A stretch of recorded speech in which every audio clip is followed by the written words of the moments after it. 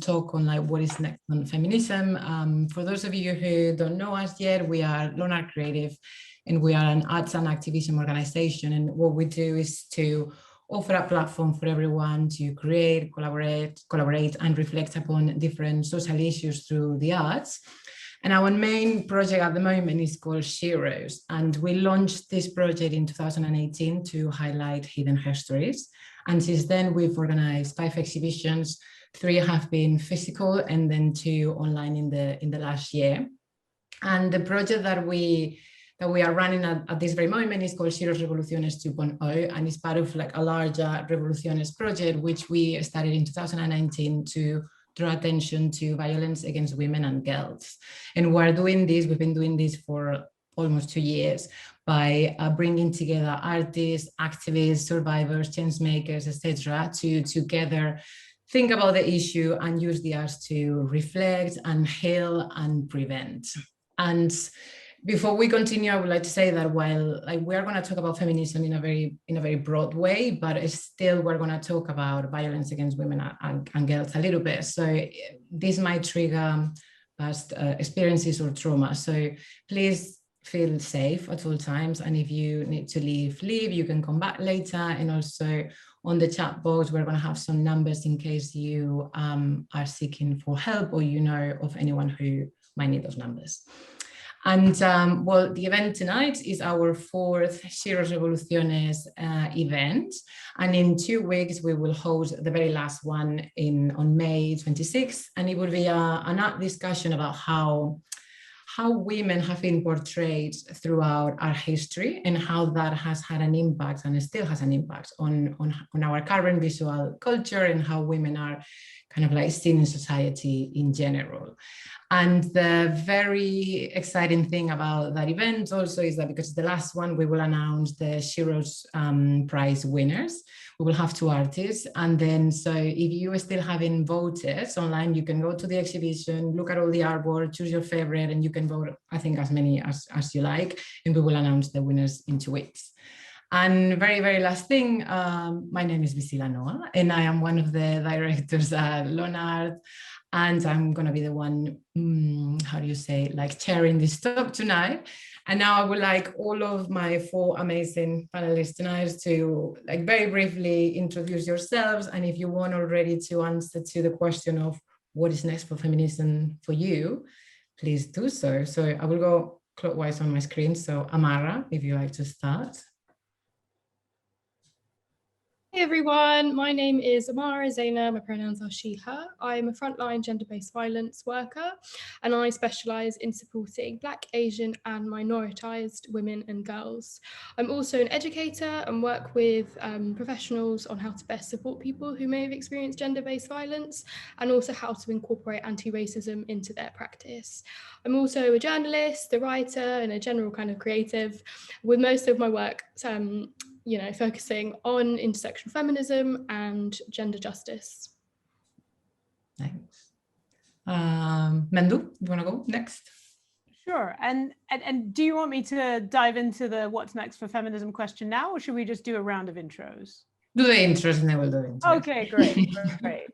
Sure. Well, my name is Mandu Reid. I am the leader of the Women's Equality Party. We are the first and only feminist political party in the UK. And we're different because we're trying to do ourselves out of business. We're trying to get to the point where there's no need for a party advocating specifically to put gender equality, but other forms of equality at the forefront of the political agenda. We just contested a whole bunch of elections, and I'm sure the outcome from those elections will come up as the conversation flows and ebbs tonight. But yeah, I'm really, really delighted and excited to be here. I think these kind of conversations are of immeasurable importance. So I look forward to the next hour and a half as it unfolds. Thank you. Thank you. Megan? Yeah, hi everybody. My name is Megan Key, pronouns are she, her.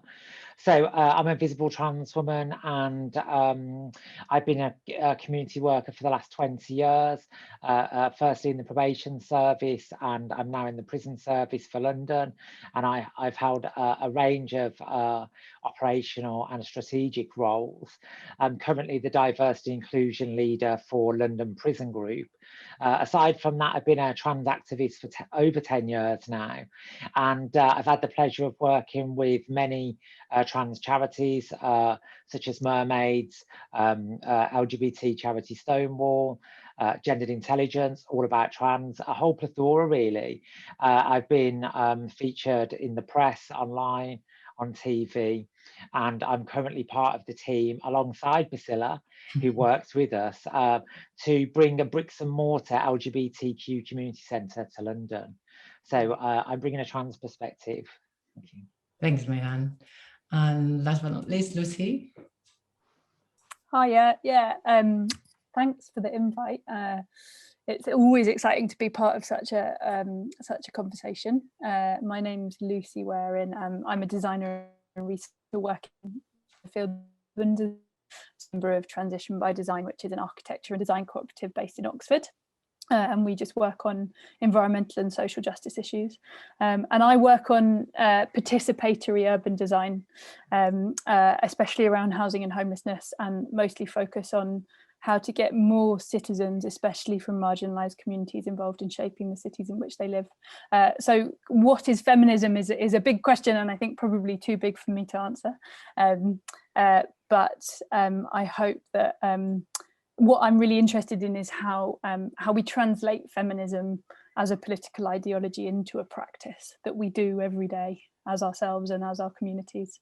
And so I hope that I can bring some examples to the conversation of how I'm doing that within urban design. Cool, I'm sure you will. Okay, so before we start the conversation, I wanted to say to everyone who's here, we've got a lot of people, and if we were in a physical space, we will have like, I don't know, like a whiteboard or something for people to write their ideas as to like what is next for feminism. So I would invite everyone to use the chat as much as you like and share your thoughts, whatever dreams you might have, and then also questions to the panelists. And then we will go through the questions probably at the end.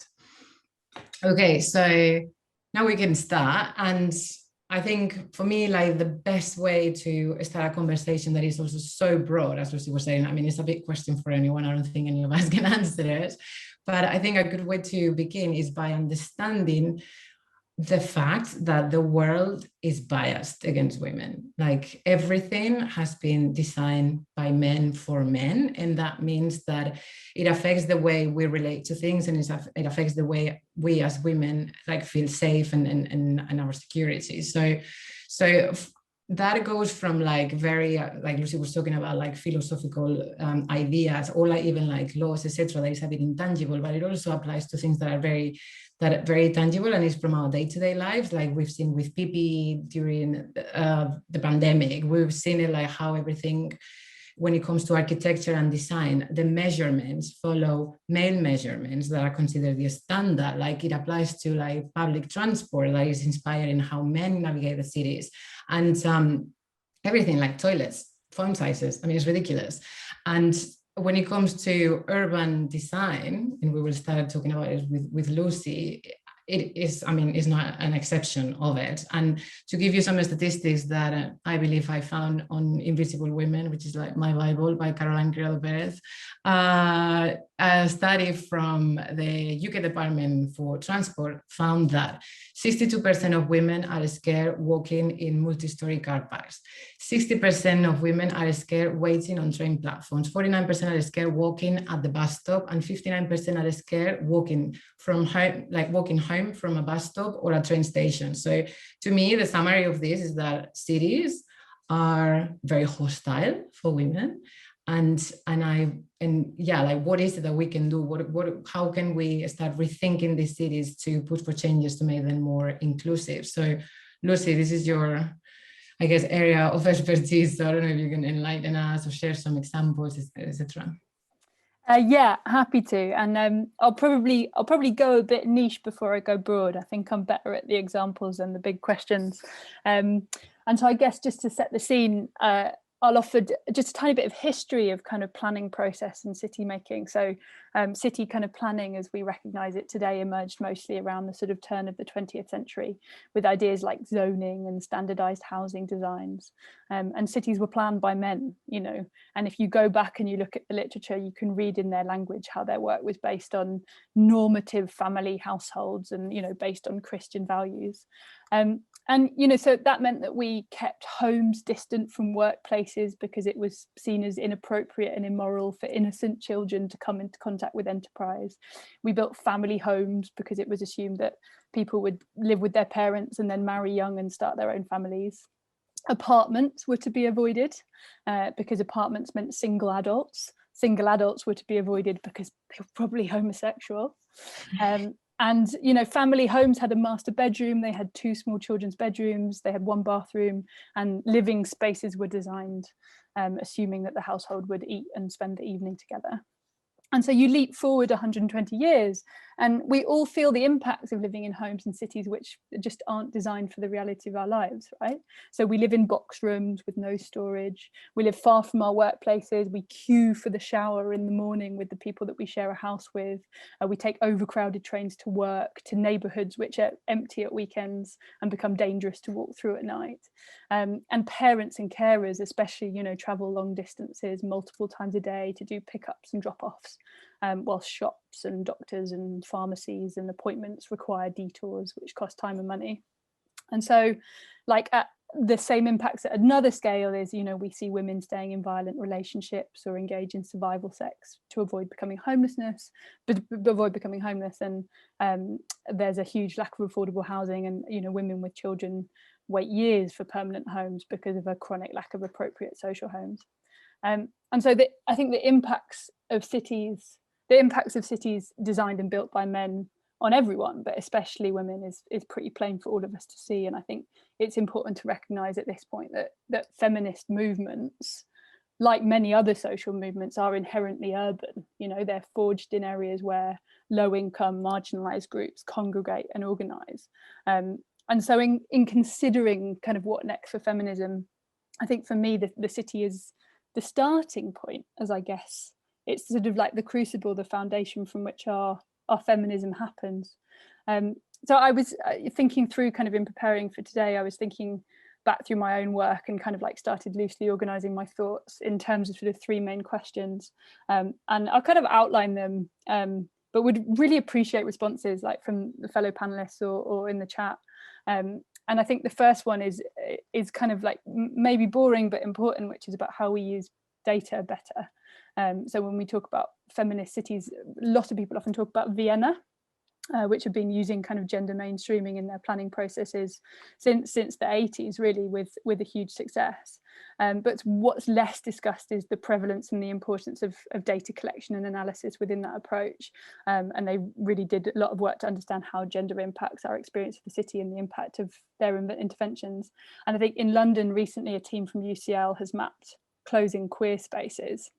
And that data has been hugely influential in lobbying City Hall over individual closures and a kind of broader approach to the protection of LGBTQIA+ night spaces in particular, but has also led to them supporting the kind of community centre stuff that's going on at the moment. And so I think we have to think more carefully about that data. The second question, I think, is about how we demystify urban processes and put resource and power into the hands of citizens. So like in 2019, I co-designed an accommodation and assessment centre for people rough sleeping in Oxford with the people who'd be sleeping where with the people who'd be using the service. And I was really struck by how gendered the responses were to that process, particularly around kind of men favouring privacy, whereas most women wanted kind of open spaces, clear lines of sight. And that was such a surprise to all of us involved in designing that space. We wouldn't have known that unless we'd asked those questions, and those people are not normally asked. And so I think we have to keep reminding ourselves to open up those processes. You know, cities are not made by professionals in offices. They're made by each of us living our lives every day.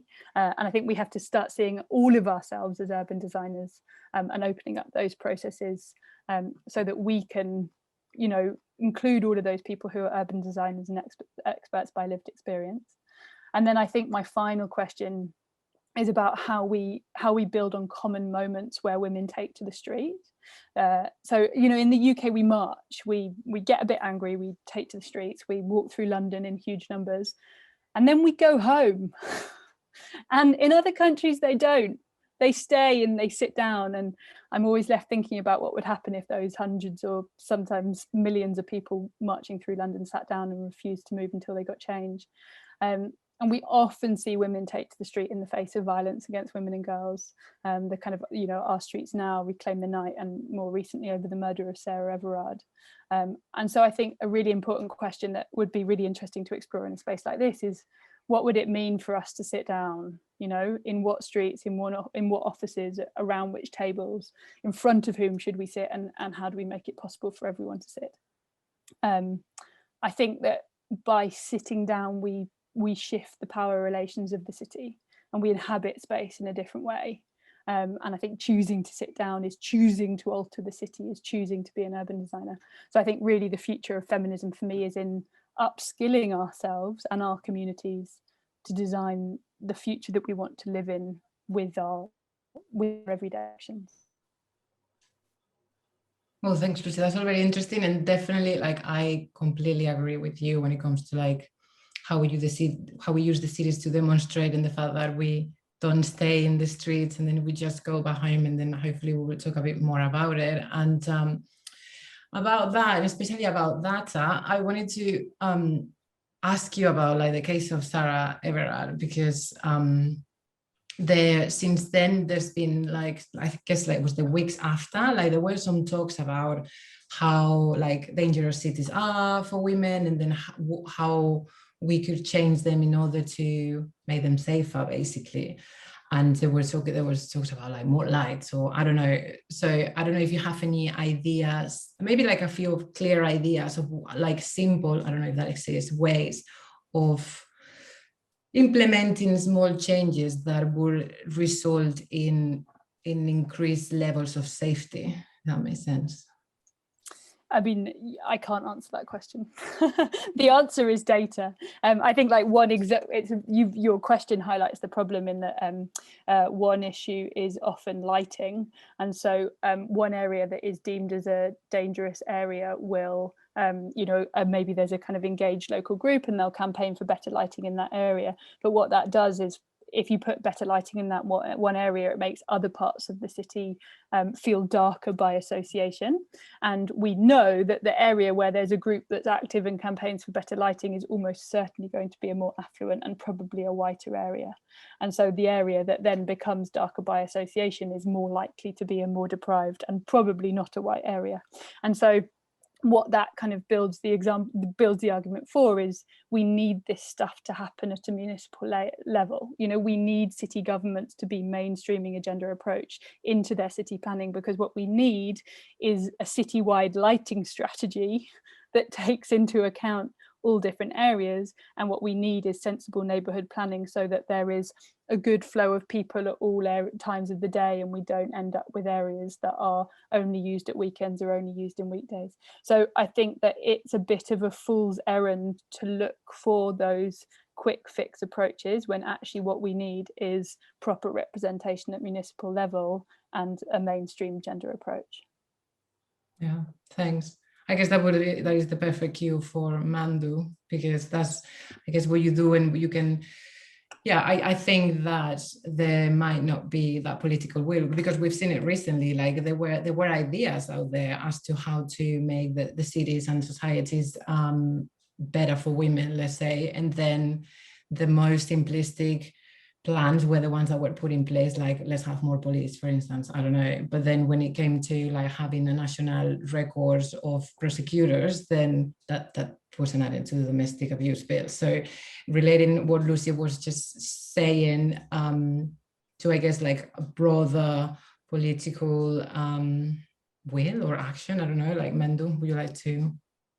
Yeah, I have a lot to say on this. And before I dive into the substance, I think it's really important, because you've steered us in this conversation by referencing Sarah Everard, but I want to say some other names: Biba Henry, Nicole Smallman, Blessing Olusegun, Black women who were also killed by men in recent times, and their deaths inspired nothing close to the level of outcry or outpouring. And I want that said, and I want us to keep that in our minds, because there's something really significant here around how, you know, there isn't an equivalence of whose lives matter. There's actually a hierarchy. And of course, Sarah Everard's death was a dreadful tragedy. And I'm still processing it. It devastated me. But she was the 119th woman in a 12-month period. And it was her death that inspired the outpouring, yet other deaths did not garner anything close to the type of attention or reaction that they deserved. And that speaks to what I believe is at the heart of many of the things we're going to discuss today about what the future of feminism is and what really matters and whose lives are valued. And in my view, the need for a deliberate, purposeful effort to create an expansion in our solidarity, not a contraction in our solidarity across all within our movement, but beyond our movement as well. And so I want to lay that down because we're going to come back to it, I'm sure, but it's super, super important. Now, about the politics of this, I'm not in the mood to be soft and gentle today. I'm really not. The political response we saw and have seen so far is absolute bullshit. It really is. It is performative. It doesn't scratch the surface, and it only had any vigor to it while the news cycle was focusing on this issue. So that gives us a little bit of a clue. We got to keep the news cycle focusing on these issues if we want our politicians to give a shit about it, right? And there's some evidence here because I have just finished campaigning for the London elections. And you saw in the aftermath of Sarah's murder and everything that happened, all the politicians standing up and saying, we care deeply about this issue. It's not good enough. Violence against women and girls is an out of control epidemic. They were all parroting those lines. Yet in London, for the London elections, when we had the one and only hustings event focused on ending violence against women and girls, I was the only mayoral candidate to show up. The others were invisible. They didn't even deem it worth their time to be there. And I happen to know the organizers of that event would have, particularly for the incumbent mayor, scheduled it around their availability, because we want the people in power to be engaging on this issue, right?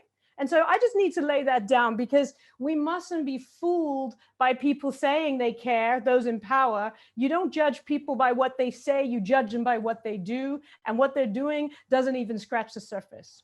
And so if we're going to talk about, you know, issues such as street lighting or public realm interventions, those are really important. But we have to understand the bigger picture of male violence in our society, because actually, the predominance of male violence against women and girls happens behind closed doors. It is domestic abuse, which is one of the most prevalent crimes in our society. It is sexual violence and rape that largely happens in the home, not somewhere on the street.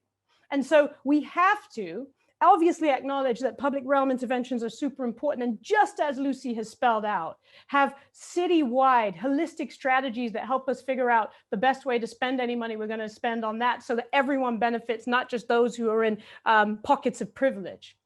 But we have to look much broader and much bigger.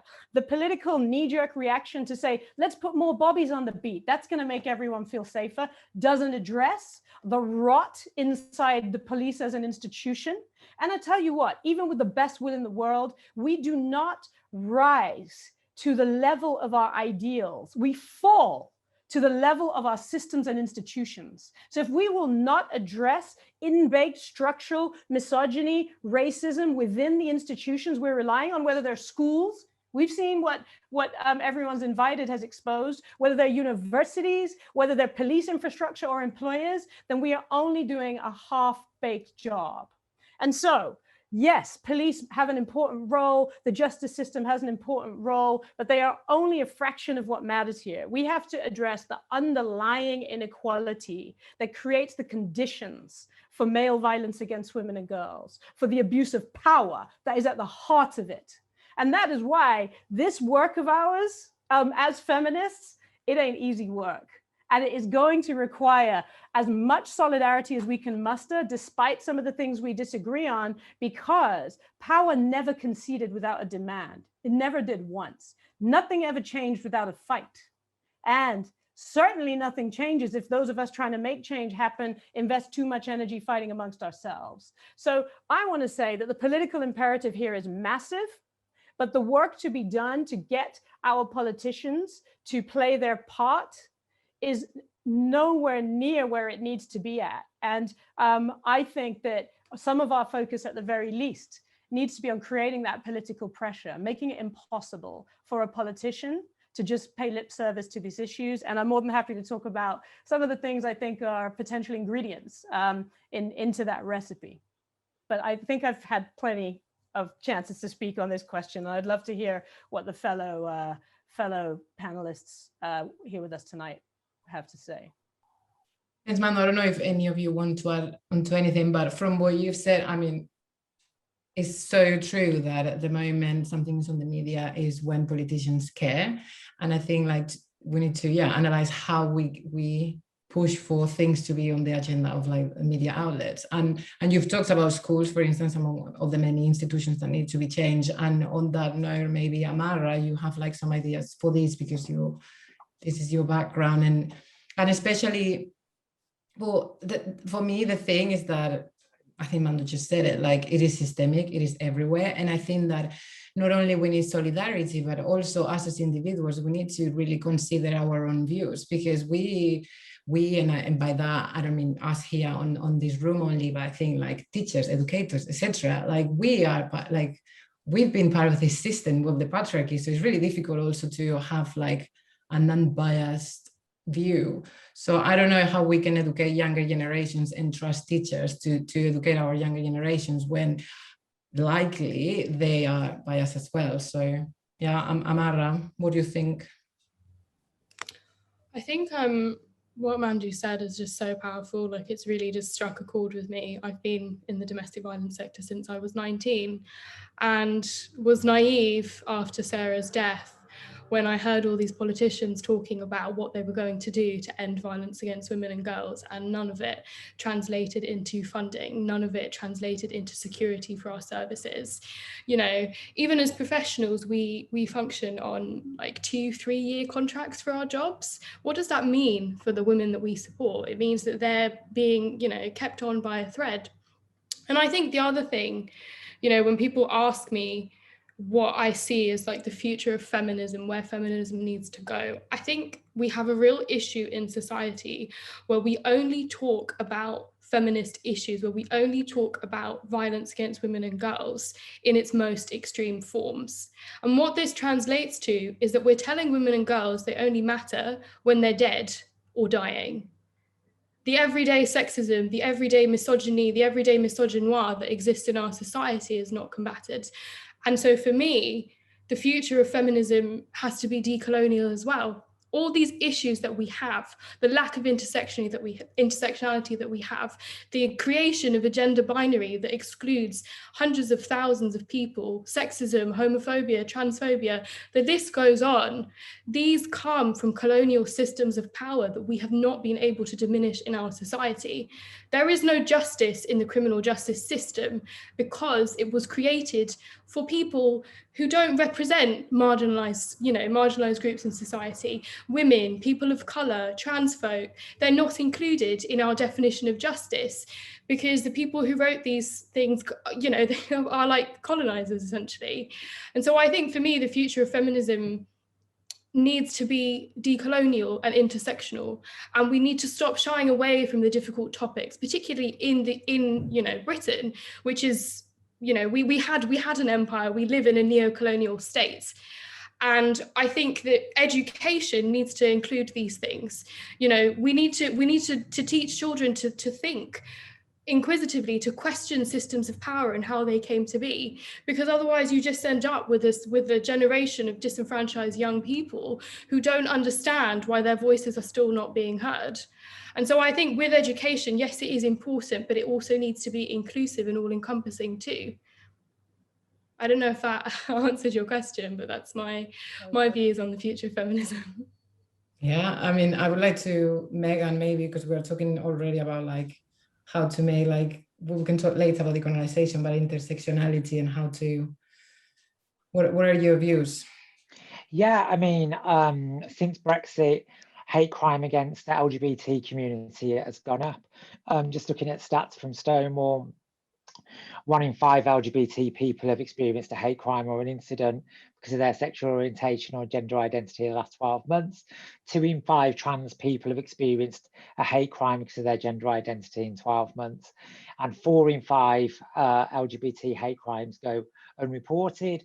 And since Brexit, trans hate crime has gone up 81% in this country. I've been out for 10 years and I'm more scared now about being out than I was when I came out 10 years ago. It literally is a really challenging place for trans people especially.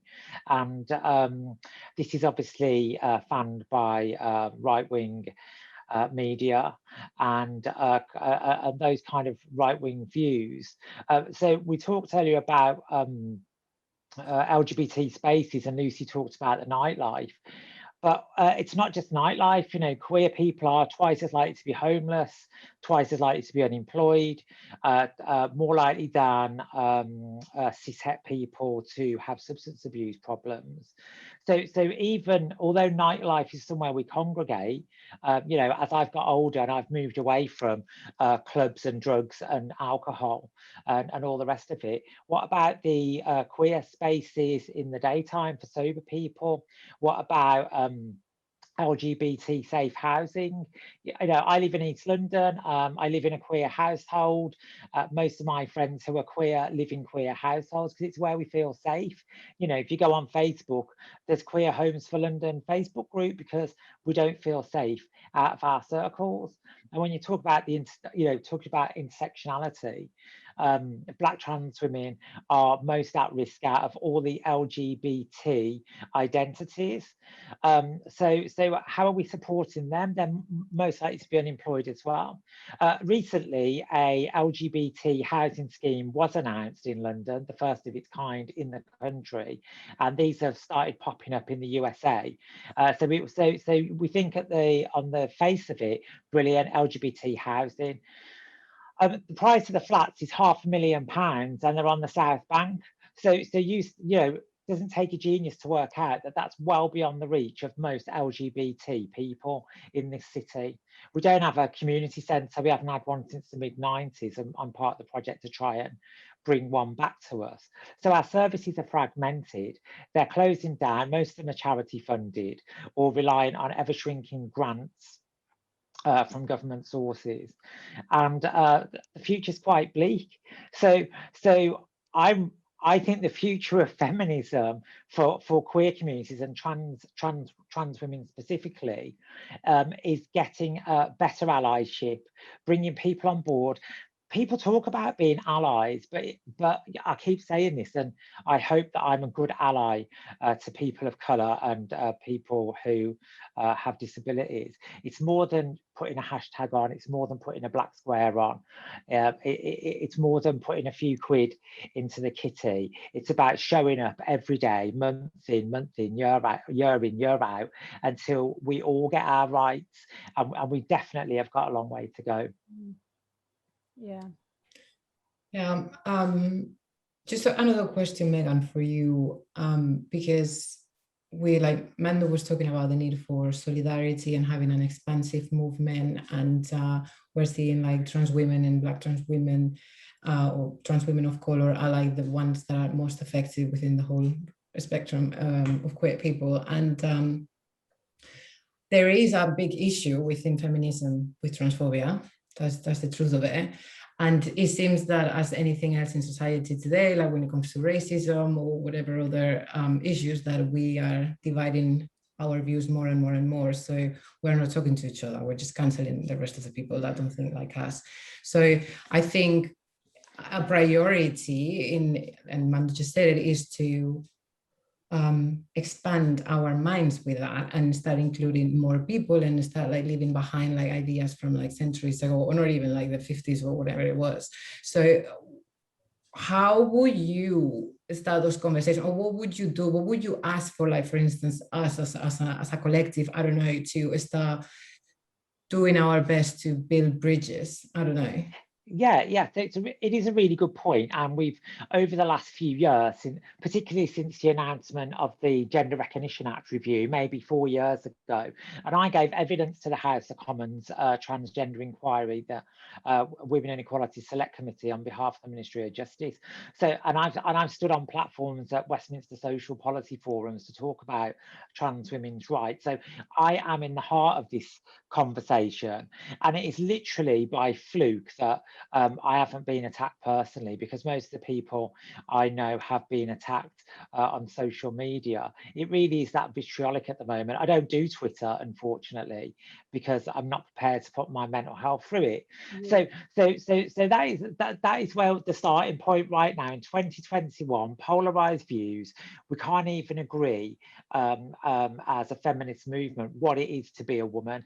And you know, I'm going to leave trans men out of this conversation for the moment, because the vitriol is aimed at trans women, and people like me are perceived to be men who are masquerading as women or are taking up women's spaces. So the focus is clearly on us. It's us that get the most attacks. So really the question goes back out to friends and organisers who are listening in.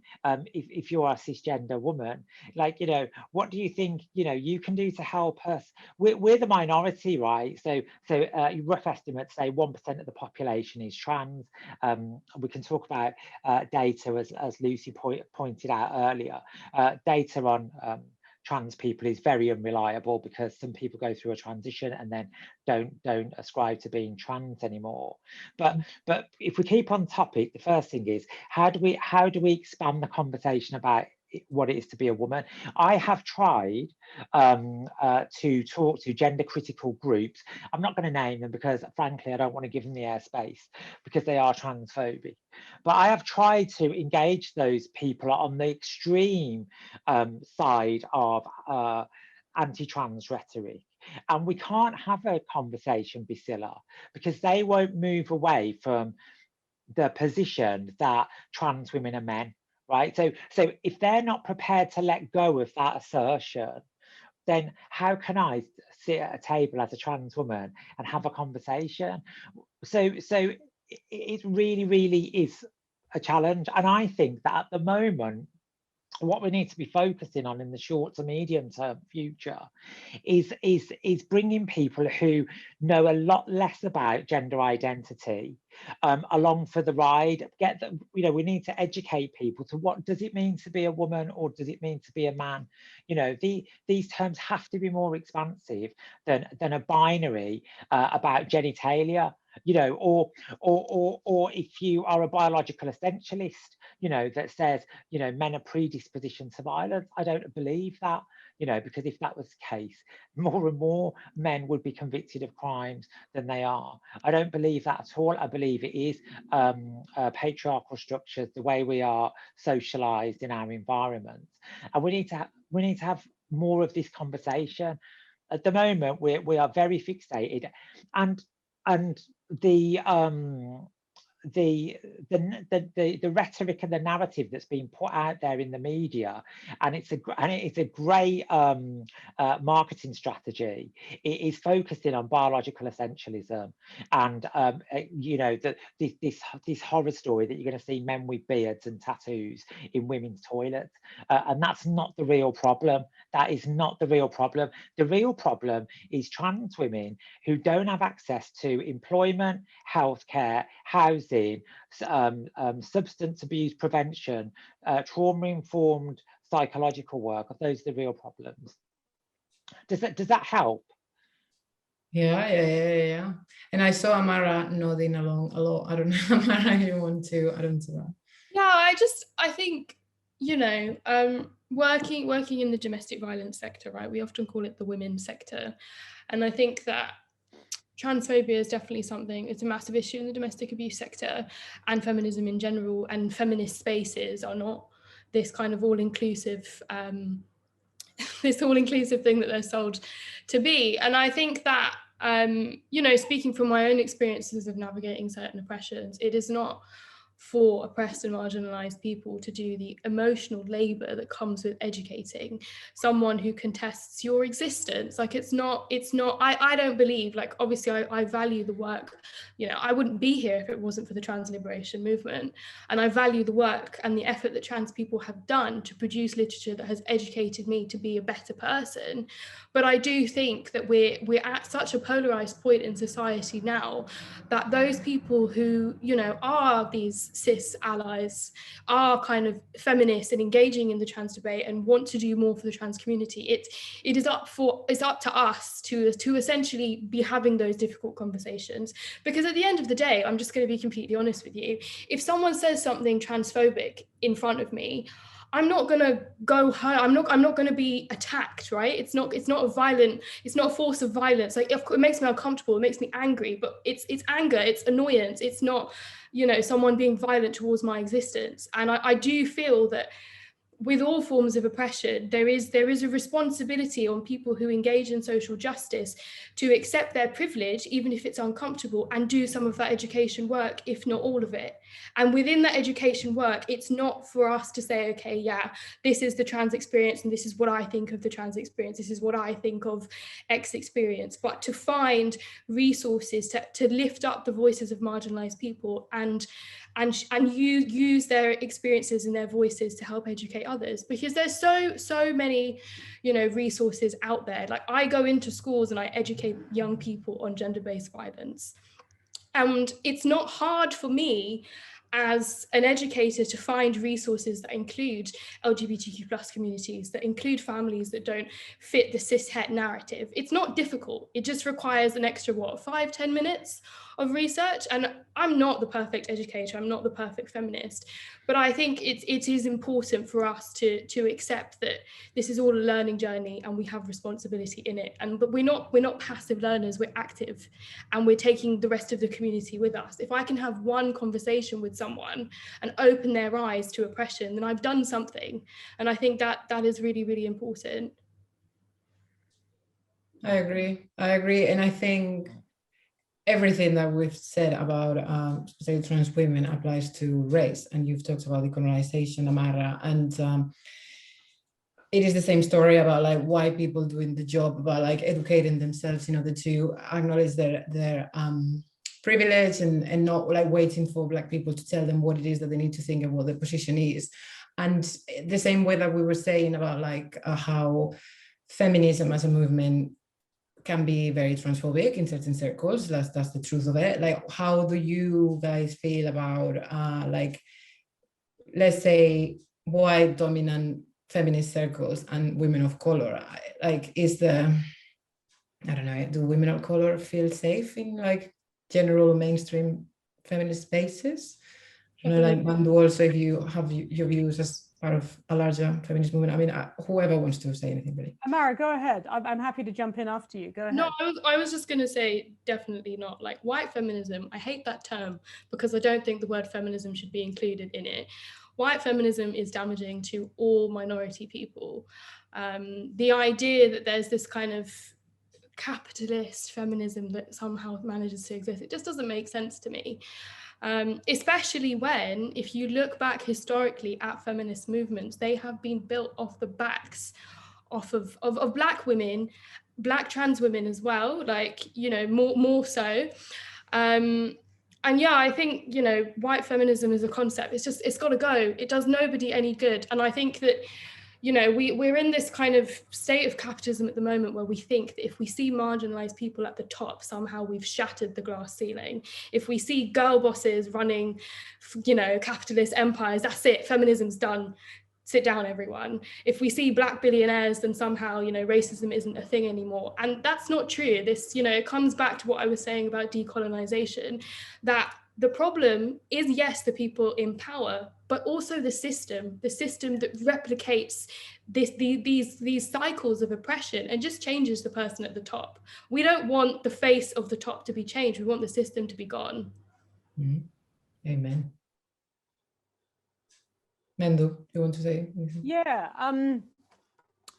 I think I want to go back to the point one of the points I made earlier on, which is about expanding rather than contracting solidarity. And for me, a little bit of my own personal background. My mother's Black, my father's white. I grew up in Southern Africa in the twilight years of the apartheid regime. So the very existence of our family was, you know, an aberration. The very existence of a couple who had got together, fallen in love and started a family was, you know, not just illegal, it was like abhorrent, you know, when you consider the system. And my mother and father's respective families weren't happy about it either. And so for me, and I'm also going to throw in the mix, I'm bisexual, okay? And so for me, I've spent my entire life trying to like navigate a line between sort of competing perspectives and interests. And this really does shape my approach, my politics, everything, because I have never actually had, in my view, what sometimes when I look at other people I've never really had what feels like the luxury, you know, of being able to say, I'm going to have a very purist approach that doesn't allow space for people to go on their own journey. And let's just talk about feminism at basic principles. It is about the belief that things can and must change for the better. Otherwise, what are we doing? You know, if we don't believe that patriarchy and male supremacy can be dismantled, we should just forget about this whole endeavor. I believe it can be. And what that means is it means a critical mass of people can evolve their thinking. And so the question has to become, what does it take for people who might have views that are divergent to our own to think and perceive and behave differently to the extent that that actually translates to our systems and to our culture? And in my view, and I'm not going to deny, I grew up in the shadow of apartheid South Africa, I don't like segregation. Segregation would have meant my family doesn't exist. And so I do not advocate for this sort of increasingly polarized sense of how you do things, whereby we have to maintain these kind of like, you know, purist realms where only those who agree with us right now are allowed any access to us or whatever. At the same time, I have experienced through my life the absolute need for spaces and environments where I don't have to explain myself as a Black woman, as a bisexual woman. You try being a bisexual woman in the 90s. I'm 40 now. So in the late 90s, early 2000s, in the lesbian community in London. Good fucking luck to you. Like, seriously. So for me, my whole experience has been navigating hostility, fear, and mistrust.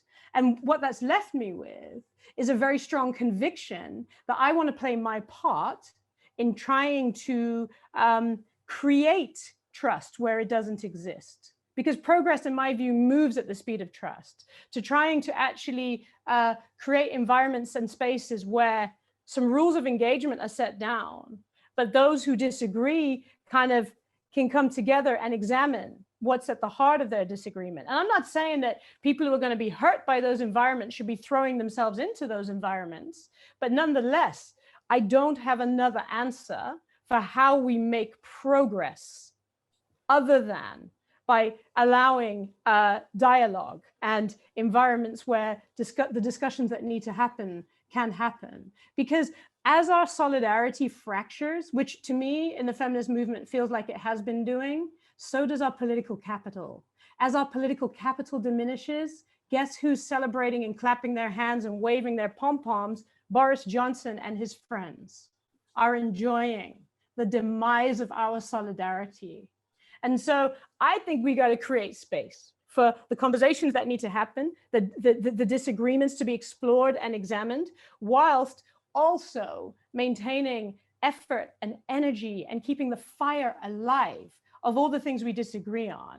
And I'm not saying it's easy, it's actually extremely painful, but nonetheless, if anyone's got another solution for how we push through and make progress, I would love to hear that, because I just think the leadership I have to try and provide is leadership that gives space for people to evolve their thinking I mean, Nelson Mandela, when he came out of jail, I'm not saying South Africa is a paragon of a wonderful state, you know, it's a mess in some ways. But he, in order to make progress, formed a government with the people that put him in jail because they had the power, they held the power. And that, in my view, I think starts to do the thing which accelerates people who have a view that isn't as inclusive actually coming round to understanding that inclusivity benefits the majority, I can't speak anymore. Most of us, how about that? But yeah, that's some of my thinking on this. Okay, so I want Lucy to talk about this because the whole topic about like exclusive spaces, inclusive spaces, are they good, are they bad, la la la. I think you probably are the best one to help us with that.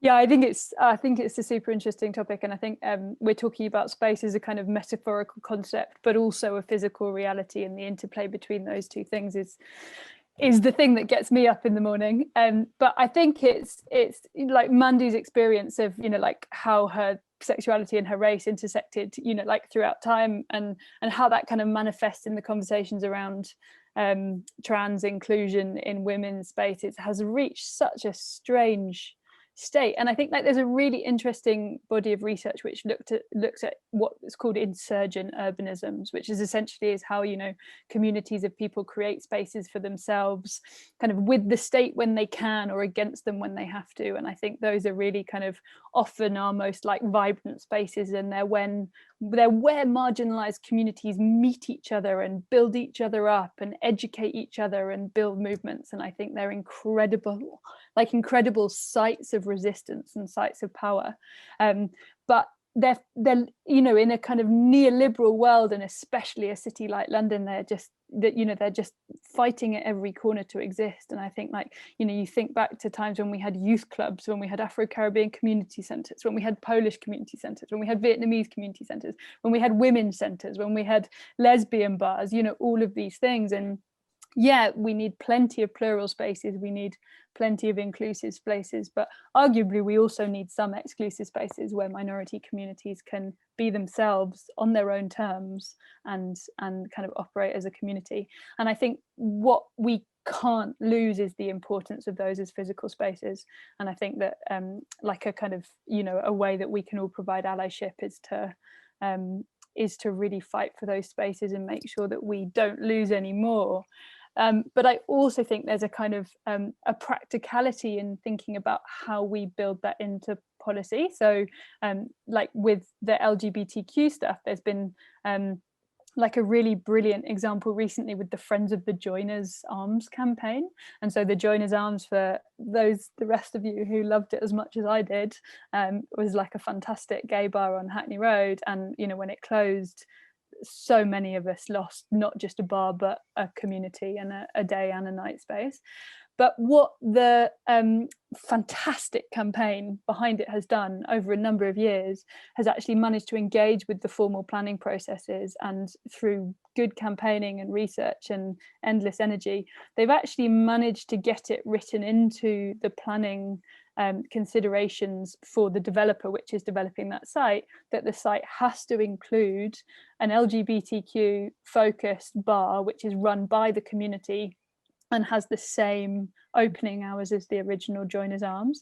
And they've actually also managed to make sure that it's the housing developers' responsibility to deal with any noise complaints. So they have to build good quality soundproofing, otherwise the sound complaints that come from their local residents are their problem. And so it's these kind of ways in which, like, we are operating in a different world to the one that which, you know, the communities that came before us in the 70s and 80s were, where like space was more abundant and, you know, you could live off benefits and do full-time activism, and, you know, there was empty spaces and people squatted.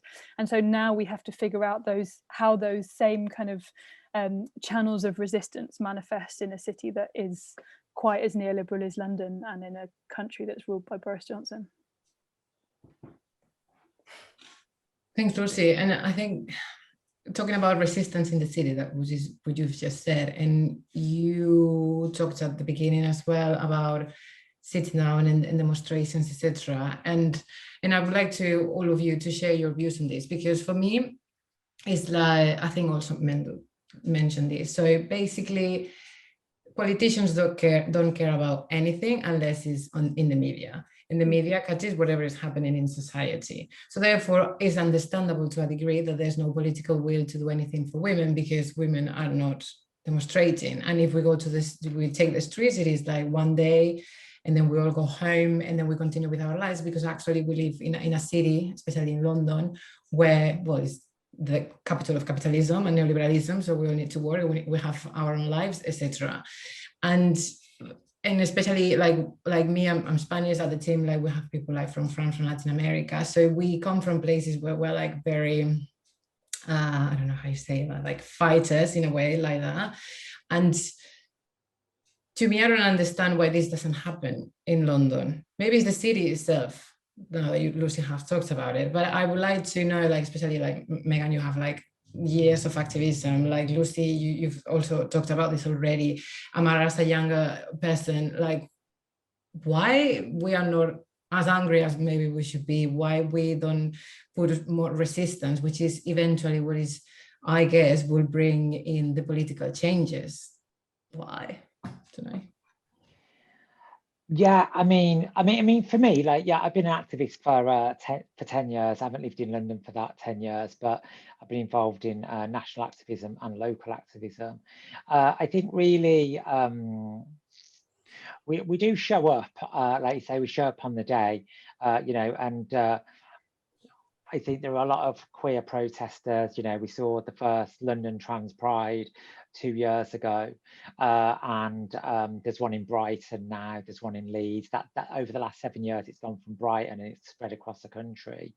But I think it's just visibility we're doing there, and I respect the people who organise those events. Some of them are friends of mine, but I think we need to do more than that, and we need to organise politically in the sense of how do we campaign, how do people write to MPs, how do you fill in the right petitions that are actually going to do something, don't just fill in every petition you see on the internet, how do we do intelligent customer surveys or data collection, because people in marginalised communities are wary about sharing their data, they don't trust people who are collecting it. So these are the sort of things that I think that we need to do better at. And you know, I was one of the people that went to Black Lives Matter protests, and it felt good to me to be able to support people of colour in their struggles. But what really makes a difference is knowing where to donate money, where to write to your MP, and what was really good in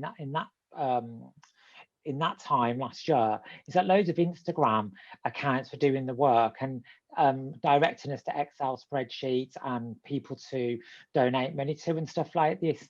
So I'm not sure that, in my experience, that we show up and then we go home. And it might be because I'm at an intersection of different marginalised communities that I think we do tend to stick around, and we're fighters too, like your communities, Bisila. But sometimes I think we put our efforts in the wrong places. You know, most of the queer people that I speak to don't know who their MP is, don't know who to write to. So that would be my initial thoughts. Can I throw something in? It's really important moment for us to consider this question and consider it deeply, and also challenge ourselves and the movements we belong to and we represent and that we are part of. So I'll give you an example. I live here in Lewisham. This is a pretty low income area. My neighbor is a woman called Naomi. She's a Black woman of Nigerian origin. She's a care worker. She's got 3 kids. She is on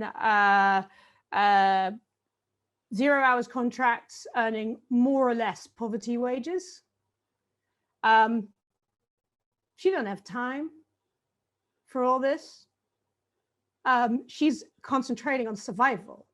She doesn't have time. She would find this conversation so interesting, but she doesn't have time to come on a Zoom and spend an hour and a half on a Wednesday evening talking about and discussing these issues. I feel really quite emotional talking about this, actually, because I know her, I see her every day, we say hi. She didn't vote in the last elections. She's eligible to, but she's not registered.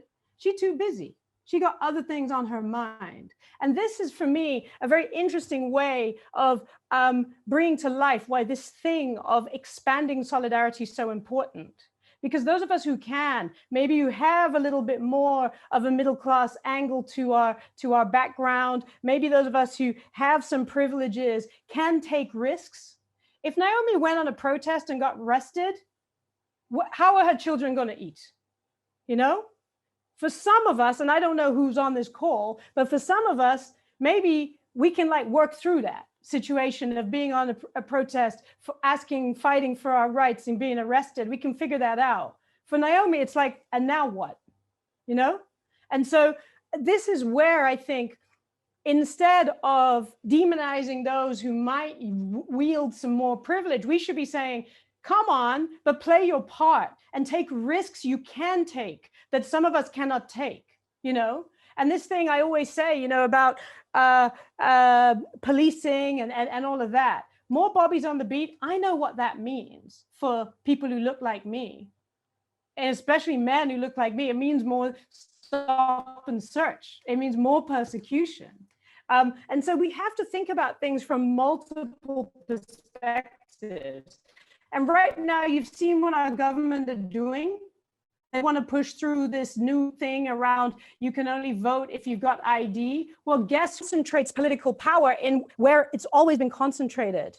And we need to resist those things. And we need to look at examples such as the movement and 10 years worth of work that Stacey Abrams, for example, did in Georgia, Atlanta, to mobilize the Black community, get them registered to vote. They may, and the poor sections of that community don't necessarily have the space and time to do the activism we're spending a lot of time this evening talking about, but we can do things that actually increase their collective political power and make it actually something that politicians care about, because when it comes to the ballot box, it's like, if this whole section of people who 10 years ago weren't registered to vote now are, and they do, that might mean I lose a stranglehold on my power. So there's so many like aspects and levels to this. But intersectional feminism, particularly activist feminism, needs to recognize that not all of us have equal scope, equal power, equal safety at calling and demanding change on the streets or however it may be. And some of us, I think I do it every day. I try and ask myself those questions. I think we all have to ask ourselves those questions, because it's easy to be quite hypothetical about this and then lose touch with the people who actually are really, really at the sharp end. I think if I can just add to that, you know, in a lot of activism circles, we talk about doing the work. And I think sometimes work and our definition of it also is quite capitalist, in that we see doing the work as the physical kind of presence of you know, being in a space, protesting, making noise, whilst, as Mandu just said, not recognizing that not everyone can do that. And one thing I think for me as a mixed race Black and South Asian woman that I think needs more attention and actually needs more celebration is the work that we do for the communities, within the communities. You know, my mum is the first Muslim South Asian woman head teacher in our borough of London. And she's not politically active. You'll never catch her on a march with me. She gets really stressed every time I go on talking about, like, you know, abolish the police. She's like, oh my God, Ammaarah, stop it. But she does the work. She does the work for her community. She's a representation. She gives Black and brown kids something to believe in. And her work in a capitalist society is not recognized. You know, she raised me as a single mother. She was an incredible example of what it means to be, you know, a community figure in a way. And I think that, you know, when we talk about kind of showing up and doing the work, it's important that we recognize the things that are not seen, the conversations that are had behind closed doors that make massive differences. You know, talking, like I do a lot of work as someone who's mixed and predominantly racialized as South Asian. I do a lot of work on anti-Blackness within communities of color. And those conversations, again, are not heard about, are not championed, are not discussed in our anti-racism work, but they are just as important as the people who go and protest in the streets. And I think that, you know, we need to recognize that doing the work comes, like being an activist, there's no like guide. I know people write guides on how to be an activist, but there's no guide to it. And I think, you know, as marginalized people, our existence is revolutionary. And I think that needs to be remembered as well. Thanks, Ammaarah. I don't know, Lucy, if you have any comments on this. No, I mean, I agree with everything that's been said. I think if I was to give you the 30-second answer to why more people aren't involved, I think I'd just say one word, which is rent. But that's probably from my background. I think we can't underestimate like how knackered we all are, and the fact that we're all working 50-hour weeks to cover rent and pay for childcare. And actually, like, my own journey through activism kind of was initially in like environment and climate change, and then I was like, oh no, I've never changed anything I've said or done because someone's told me to change it. I've only ever changed what I've said or done because someone I admire has done it differently, and I've changed to be like them. And that switched me to being like, okay, well, actually I want to focus on my community. So I got much more into kind of LGBTQIA+ activism and lots of stuff around like trans rights and how queer migrants were impacted, and a lot of stuff around queer space. And then increasingly was like, whoa, homelessness is the biggest thing. You know, like, we're a community that this was in 2017 when it was the 50th year of decriminalization, and I was watching the whole queer community be like, whoa, well done us, we're a homophobia-free society, we did it. And I was looking around at like all of these statistics about youth homelessness and the experience that queer kids had in the homelessness system. And so now I work in housing and homelessness, and my activism is around housing and homelessness, and I do a lot of organising with tenants unions because I think that's where I can have the biggest impact. But I think that it's about everyone finding their niche and finding where they can have impact in their community. But I think Mandu's point about the person that she knows who can't be here tonight is so salient. Like, you know, a lot of my organising is with women who are rough sleeping, and you know, they are constantly measured against whether they're able to go for a job interview or hold down a tenancy. And I'm like, whoa, like Lorraine over there tried a vegetable for the first time last week. That's progress. Like, how can we represent that? So I think it's just about seeing, you know, what everyone is able to show up for and creating platforms where those experiences each other. And I just think a multidisciplinary, an appreciation of the different roles we can play. Like, you know, we're a political party. We have a certain kind of formula because we're a political party that it makes sense for us to follow. You've got organizations like Sisters Uncut who can get down and dirty and like be in the face, you know, of police officers, and their work was quite instrumental in keeping it morphed into Kill the Bill protest, but keeping all that stuff in the press. And what I feel is a mistake, though, is this kind of tribalism that seems to come out of this idea that different individuals, different constituencies within our communities, different organizational setups are somehow in competition with one another. Like, I'm not a very good chess player, but I do play chess, right? And on your chessboard, you've got all the pieces that move differently. And if you're going to win a game, you need those pieces to be moving in concert together. The knight jumps in a certain way, it can get up close and personal. The bishop can only do long range attacks on one diagonal. And like, when those pieces all move together, what you get is a chance to really make consistent progress. And for me, if I can do one thing, if when I'm 90 years old and I'm doing my knitting and I'm looking back at the years I spend now, if somehow we amongst ourselves can, as I say, talk about the things we need to talk about, challenge each other, disagree, fight, get upset, but at the same time, find ways to utilize and harness and leverage our different strengths, then we got a chance of taking this male supremacy thing on. But if we can't do that, then I think it's going to be a very long and potentially futile endeavor that we try and put our energy into. I think I just wanted to build on that Sisters Uncut example, and also briefly touch on a question that's come from Louise in the chat about like, how do we as a movement keep the historical learnings? And I think like there's I've seen Angela Davis say this a few times now when she's asked about kind of questions around like whether she's frustrated that she's still having to fight for this shit, you know, whether she's frustrated that like she's still here. And she gives this really great answer, which is like straight up no. And she's like, because the movements that I see today are so tooled up, you know, they like have so like many like kind of processes and organizing kind of methods that they're using to not just fight against systemic oppression, but model the future that they want to see within their organizing. And I think Sisters Uncut are an incredible example of that, and especially the work they did with like in conjunction with the Reclaim Holloway campaign, and about like kind of using that as a really like strong platform, which I think Mandu's been involved with as well, to like lobby for the importance of women's spaces and how affordable housing intersects with that. And so I think there's a lot to learn from that and those lessons.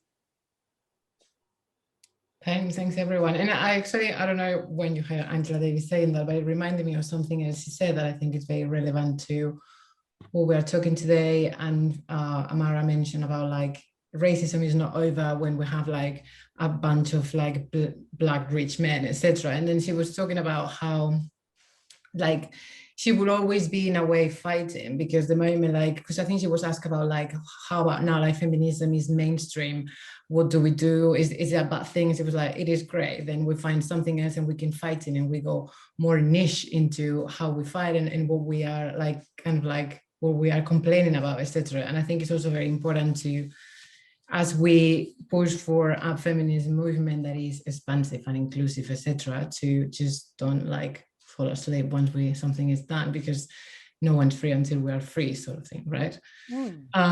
So I think now probably we can move on to the questions. Let me see. There's so many comments.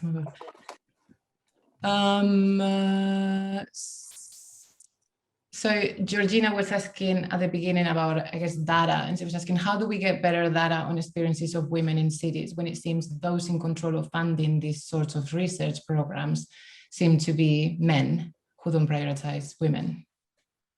Anyone could help with that?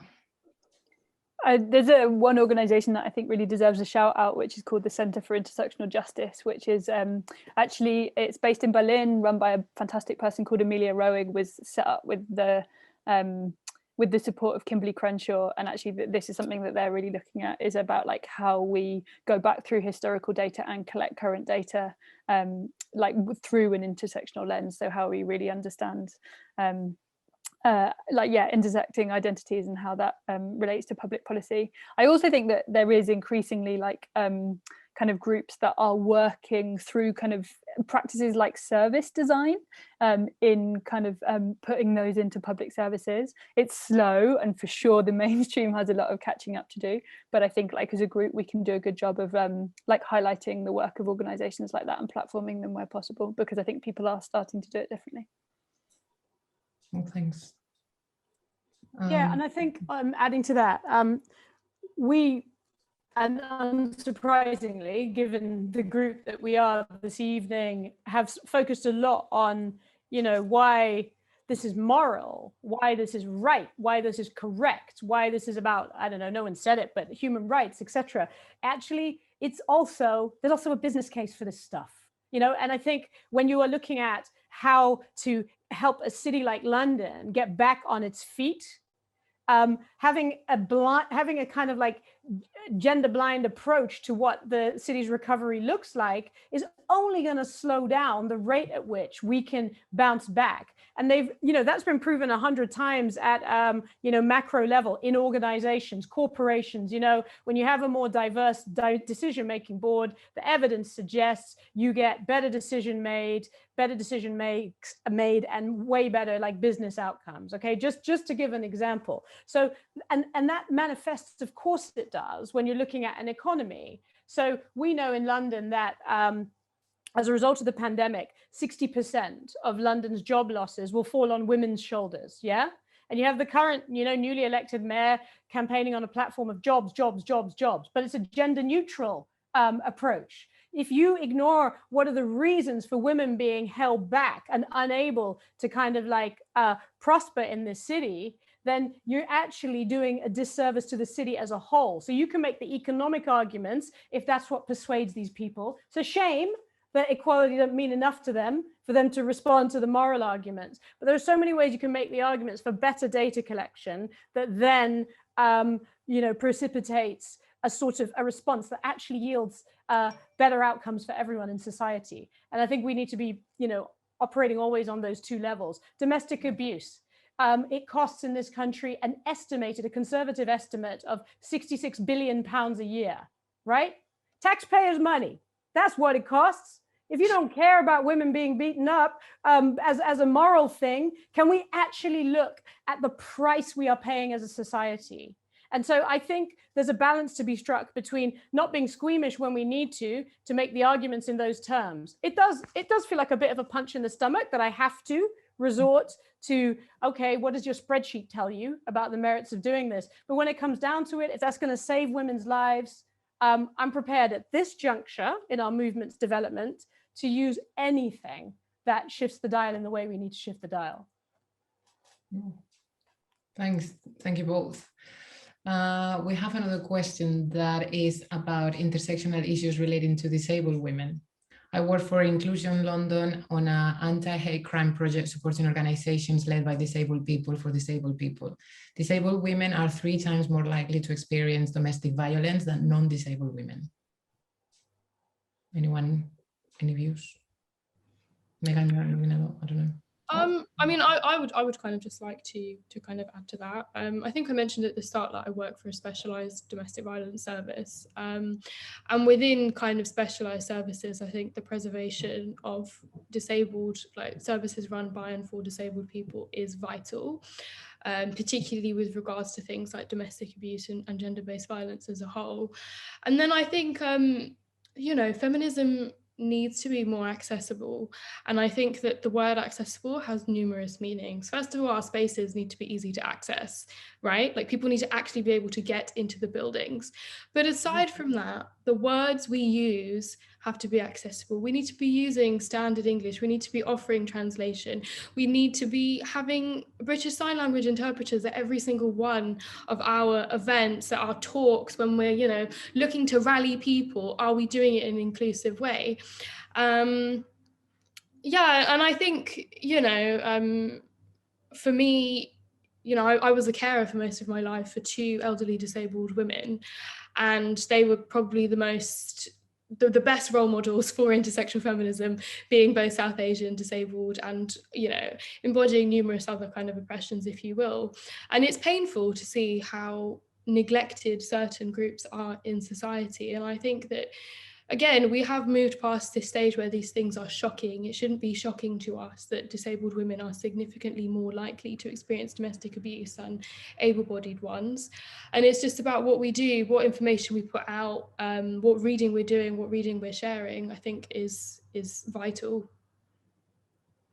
Yeah, and in organizations, are we making a proactive effort to involve disabled people as paid advisors on our project teams, or frankly recruiting them onto our boards or whatever it may be? I think it's just another area where so many of us, with the best will in the world, have a sort of blind spot.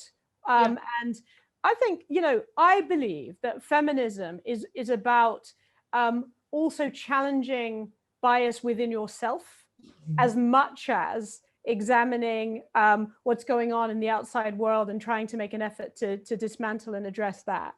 And so, I think if we can create a commitment as individual feminists to almost ask ourselves these questions about who isn't here when we're trying to get things done or plan things or prepare things or think about things, and then not just say, oh, well, there's no disabled people here, that's a shame. Actually say, right, are we going to do something about that, even if it takes a little bit more energy and effort and work to create the relationships that will connect us with communities that we don't necessarily have strong connections with to begin with.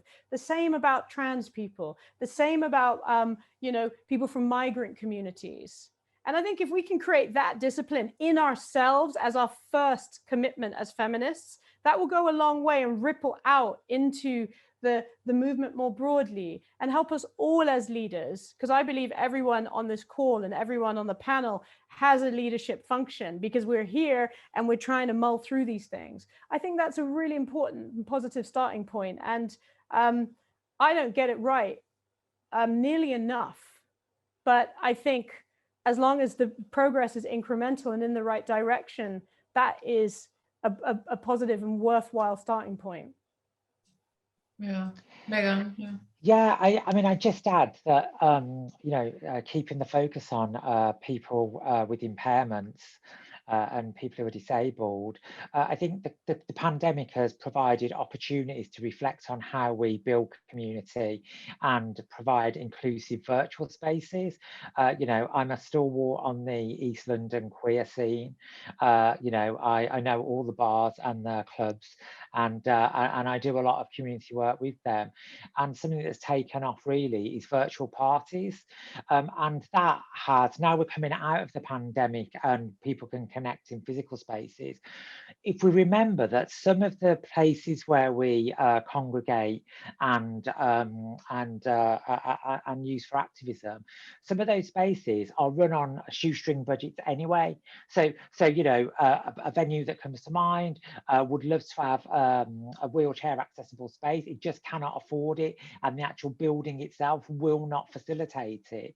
But what they're going to take forward as we come out of the pandemic is more virtual social events that can be sober and things like this, where people with disabilities who can't access the space physically can take part virtually. So we need to be creative about how we communicate, and there are so many options now.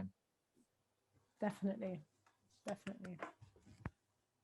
Thanks. I have another question. I think I like it personally. It says like, how do you balance anger and rage as systemic oppressions with being patient and understanding with oppressing groups, individuals in your daily lives and in your daily practices? I mean, for me, at the moment, it's a really delicate balance. I think it's an excellent question, and the reality of it is exhausting some days. There are days when I want to be an activist and I want to get out of bed and I want to go and fight for my community and other marginalised communities. I do it every day for a job, and I do it as a charity organiser outside of work. So it's basically a lifestyle. But there are days when I can't face it, and at the moment, I'm going through a period myself, and I'm giving myself permission to step back. I'm reducing the number of initiatives that I'm involved in, because if you're burnt out, you are no good to the cause, and you also risk saying or doing something that sets the cause back. And I think we bring ourselves into it because when you see people who are being bullied essentially and being excluded from things, as a marginalised person, my natural reaction is to stick up for them. But there is only so much you can do. So for me, it's a delicate balance. I'm still learning, and I'm trying to give myself permission to step back to preserve my own sanity. Yeah, I echo that. I think rest is also revolution, and I'm not the best at resting, because anyone who knows me will know I'm a complete busybody. But as marginalized people, whatever marginalizations that we face, so much of our lives under this kind of capitalist white supremacist society is built on pain and suffering. Yes. Like because I'm a brown Black Muslim woman, my existence needs to be painful. But actually, so much resistance comes from joy, comes from celebration, comes from rest, comes from sleeping, comes from fulfilling ourselves and fulfilling our communities. And I think that that is a lesson I'm learning now in my 20s that I didn't really have in my teens, when I was like, no, I'm going to go to Parliament every week and just stand there and scream, and I'm going to tackle all the racists, and I'm going to do this and I'm going to do that. And then there comes a point where it's too much now, where the amount of pain and violence you have experienced is too much. And I think all activists, if I could even call myself that, because all activists have this point of inflection of kind of burnout, where they have to reassess, okay, what is my ability? What good can I do for my community? What battles can I take on, and what battles can I not? And I think that point of reflection is really, really important, because, as I said before, our existence is so revolutionary, and we need to be here first and foremost. Well, and Audre Lorde said, no, like self-care is an act of political warfare. Yeah. So Yes. great teaching. On that, I mean, I know I'm not trying to be teacher's pet here, but I think what Lon-art does is really, really important, because I think that combining the stuff we're passionate about with our efforts to try and change those things with things that are also about joy and the other aspects of what it means to be a human being. I think having that combination is super important. I do get weary of, I'm the first person of color to lead a national political party in British history.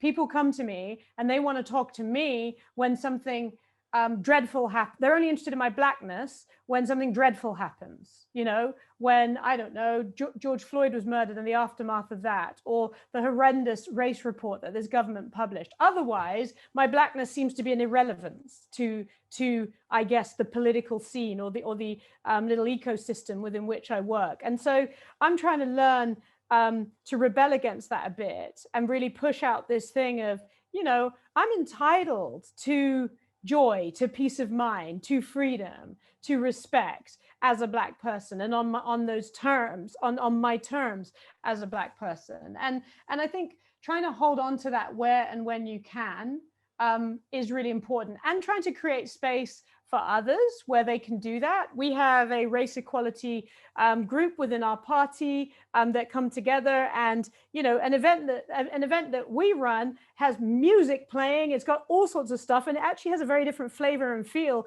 to a sort of standard, Women's Equality Party event, because what we do as a group is sort of bring some of our humanity to the table as well. And I think that's important. So you got to create that space for yourself. And if you can, try and create environments where others get to be Black or disabled or gay in ways that aren't just about the suffering and the challenges that come with that.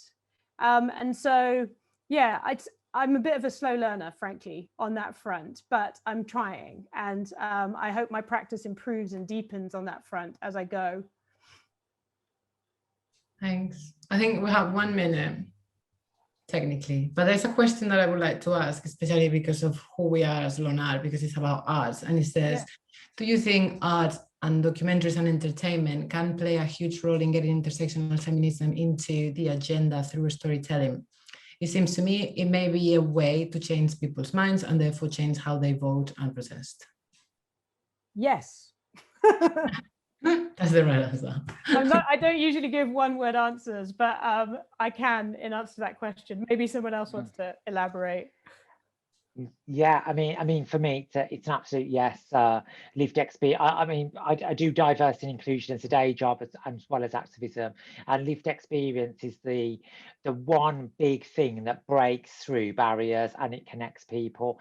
Once people see those that are different to them, and they can see and hear their stories, they understand a bit of what it's like to live as a marginalized person. So whether it is books, documentaries, movies, songs, photographs, whatever it is, that lived experience and that visual is the best thing. And I see that in prisons, I see that with colleagues, I see that in the trans queer community and cis community as well. So yeah, absolutely. Well, I'll close with that. Thank you, everyone. To me, I would say that the future of feminism is this, because it is having conversation and bringing as many people in terms of diversity and ways of thinking and seeing the world together. And I've enjoyed it immensely. So I hope that all of you here have, and you panelists as well, thank you so much, because yeah, I personally have learned a lot, so, and I've enjoyed myself, so we've done, ticks all the boxes. So last thing I would say is that Daniela just shared like a really long message. You will find it easily on the chat, because it includes the next event, I'm gonna repeat, on May 26th, about arts and art history and women.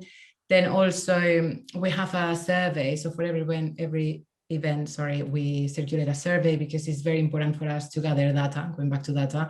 So then we can ask for funding, etc. So your feedback, your comments are like, immensely helpful for us. And also if you are interested in volunteering, we also have a link for it. So that's it. Thank you so much again. We've got a lot of people, which is amazing as well. So yeah, thanks so much and have a good evening. Thank you. Thanks so much for having us. Thank you. Thank you. Thank you.